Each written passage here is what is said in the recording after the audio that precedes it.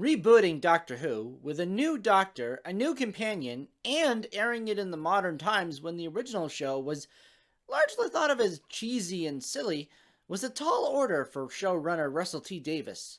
Thankfully, however, it all worked out. Everyone loved Christopher Eccleston's Ninth Doctor, and the show's still running today. Although the whole of Series 1 is pretty good, we all have our favorite episodes, ones that worked for us better than others. So, without further ado, here's my list of the top 5 stories of the Ninth Doctor's era. Coming at the bottom of the list, Father's Day. This is one of those episodes that's good partly because it's just so different.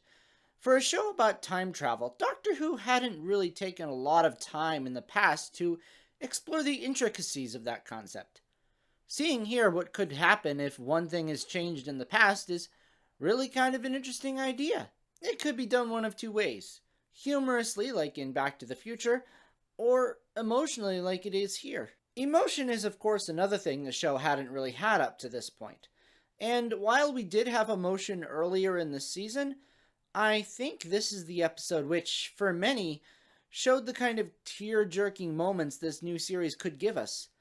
I have to admit, being a fan of the classic series when this came out, I wasn't sure how I felt about it at the time, but now I really like this episode. Even the doctor talking with the bride and groom about getting in a cab, having a normal life, blah blah blah, and just clearly part of him wishing he could have it, works when really feels like it shouldn't.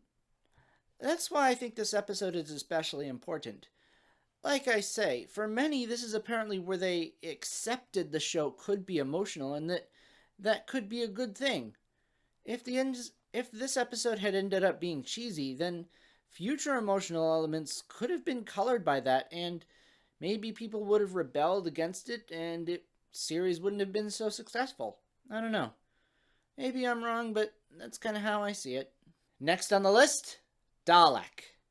We almost didn't get this one, apparently, as they weren't sure if they'd be able to get the rights from Terry Nation Estate to use the Daleks, which would have been tragic. Of course, now some would argue that we have too much of the Daleks, but that's beside the point. As an introduction of the Daleks to a new audience, I think this one works well enough.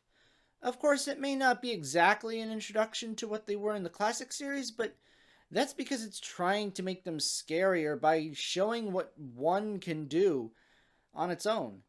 And then saying, imagine what a whole army could do.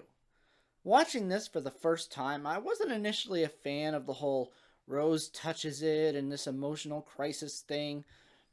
Didn't feel like it fit in with what a Dalek was, but going back and seeing it, I think it really does serve to show new audiences the important concept of just how important racial purity is to a Dalek.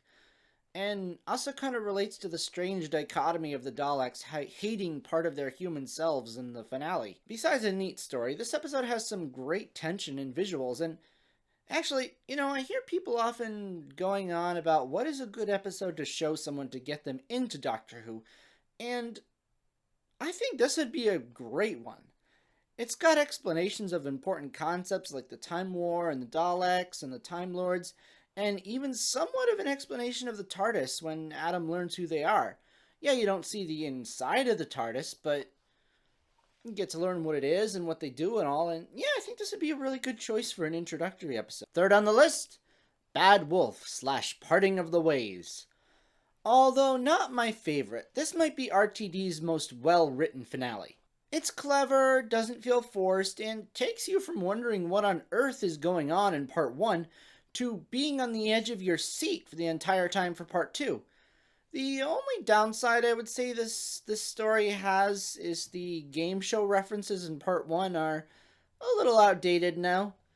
Also, I knew something about some of these shows, but I think they were mostly British, and also I just wasn't much of a game show watcher in the first place, so I wasn't exactly the most familiar as an American with these shows, but it was still fun, and I think it works. While of course these shows wouldn't still be running that far in the future, especially since I think some of them are canceled now, aren't they? I could see the Daleks looking through archive footage and just randomly choosing the first ones they saw. Okay, now I want to see that as like a mini webisode or something. A couple of Daleks just randomly watching these really old British game shows. Their reactions are rather lack of reaction would, I think, be kind of funny. The story does a satisfactory job of wrapping up much of the plot lines from the what came before in this series in a way that feels natural. Even the reset button, so to speak, something that Russell T Davies was often criticized for, with Rose being able to just wipe everything in this episode, feels much more natural than in some of his later stuff, like the convenient turning back time in The Last of the Time Lords, for instance. It makes sense of the characters in the story and actually does have lasting effect, even causing Eccleston's regeneration. Yep, a very satisfactory end to a great series. Number 2, The Unquiet Dead. Charles Dickens, ghosts, and a Victorian Christmas.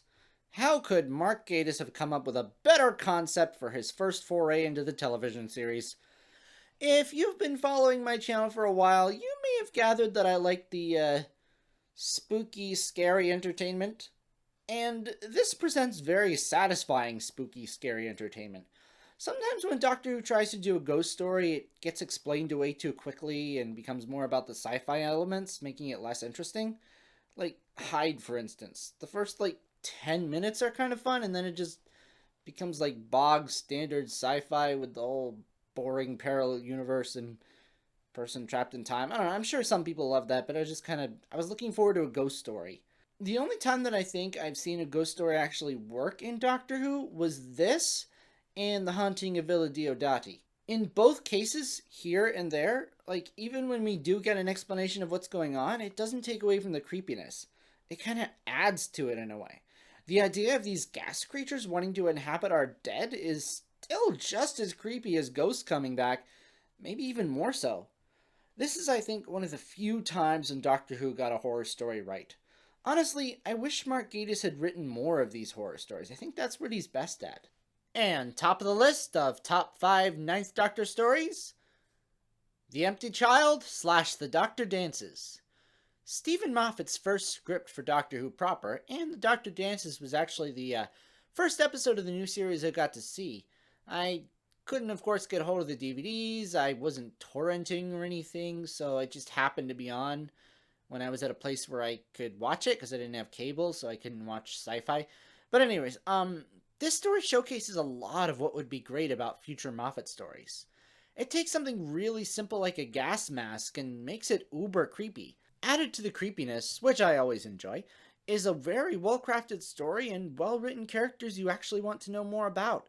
I'm gonna go out on a limb here and say I wouldn't mind a Big Finish spin-off about Nancy and her homeless children during the war. Something about the atmosphere, the writing, the acting, the setting, the production design, this is one of those stories where everything just comes together perfectly to make something great. And let's not forget, it's also the episode that introduced us to Captain Jack Harkness. I'll let you decide whether that's a good thing or a bad thing, depending on what you think of the character. Not saying I don't like the character, I'm just saying, some people might not. So, what do you think? That's my list. What are your favorite Eccleston episodes? Let me know in the comments below, and I'll see you next time. Oh, by the way, I might be doing fewer videos in September than I normally do, maybe twice a month instead of one every week. I might just put out one more this month, every other week, and that's only because I'm really hard at work doing other things, my cousin and we're rebooting Westerford and Smith, and we really want to get a Halloween episode out this year, so we're going to be working on that. And also, I really want to do extra episodes for October. Halloween and Christmas are my 2 favorite holidays, so I want to do something special for each month. So I want to make a whole bunch of videos for October, and some surprises and really fun things I've got planned. But I might need a little more time to get that together. So yeah, don't be surprised if you only get one more video this month. Anyway, see you next time. Bye.